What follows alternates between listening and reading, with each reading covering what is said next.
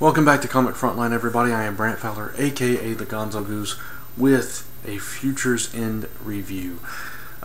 Each of us on Comic Frontline, we're taking certain books each week. We're covering all of Futures End.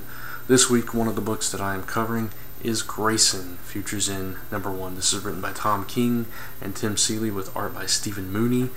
Colors by Jeremy Cox, letters by Carlos M. Mangual, cover by Andrew Robinson. This, of course, all these titles take place 5 years in the future of the current New 52 DCU. And this particular book, obviously there's not going to be spoilers. It just came out today, so I'm going to try my best not to spoil too much.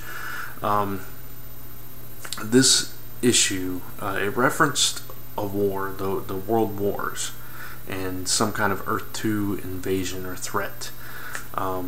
Which we've heard about. That's kind of building up with Earth 2, World's End, and all this stuff.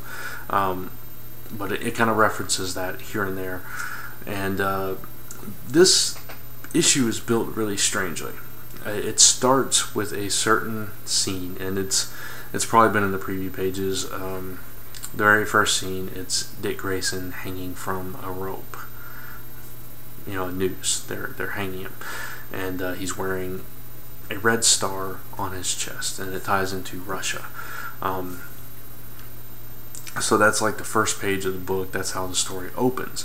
Now, every single page after that is a scene that took place earlier in the life of Dick Grayson. So like every page starts with a caption earlier, and so we see slowly building up to this point, and then we even go all the way back to the very beginning, right after Dick Grayson's parents were killed. And it kind of ties in the first page to the last page in an interesting way. But overall, this was kind of a meh kind of book, I actually enjoy the Grayson series. I think it's really good, but this particular story just did not grab me, unfortunately. We do get to see kind of where Dick is in 5 years, which tells us he's still with Spiral, he's still with Helena, and he's still a spy at this point. And all this has culminated into something not great for Dick. Obviously, he's hanging from a noose as a result of his actions.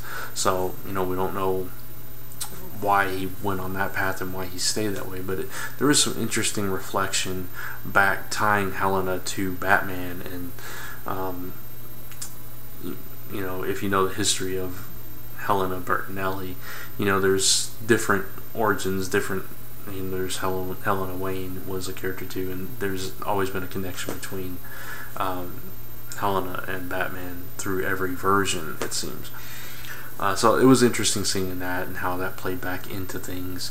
And there was it was just kind of a look back throughout Dick Grayson's life, most of which we've already known, and just a few things that took place between now and 5 years from now. So yeah, honestly, I was kind of disappointed by this issue. The art was okay. It wasn't the greatest art I've seen.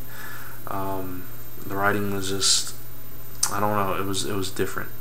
But I found myself kind of really just wanting to get to the end of the book and get it over with, sadly. So, hate to be the first one to review and give a slightly negative review, but like I said, there were some interesting things in it. It's interesting that they kind of leave it ambiguous what happens to Dick by tying that first page to the last page, and you kind of gather what's going on there, but you don't know why he's in this position, what this has to do with the rest of this event or anything.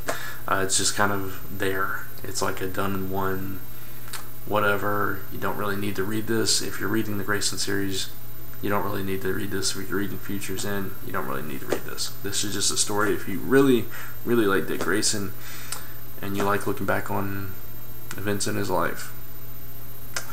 I was not a fan, so I'm giving this issue a 2.5 out of 5 for Grayson, Futures End #1. And there's my first Futures End review. I'm also going to be doing Aquaman Futures End #1 this week, so be on the lookout for that soon. And check out all the other reviews on the channel, I'm sure, throughout the week. up through Tuesday or whatever. The rest of the crew is going to be doing their Futures In reviews as well as other reviews on the channel. So be on the lookout for all of that. And our 25th live show, which we will be covering Futures In, we're doing something special there. There will be a Q&A session in that episode, so be on the lookout for details for that. And of course, check out comicrelated.com, comicfrontline.com, and zone4podcast.com, all your #1 source for all your comic news, reviews, podcasts, and so much more. And until next time, thanks for watching. We'll see you in the next video.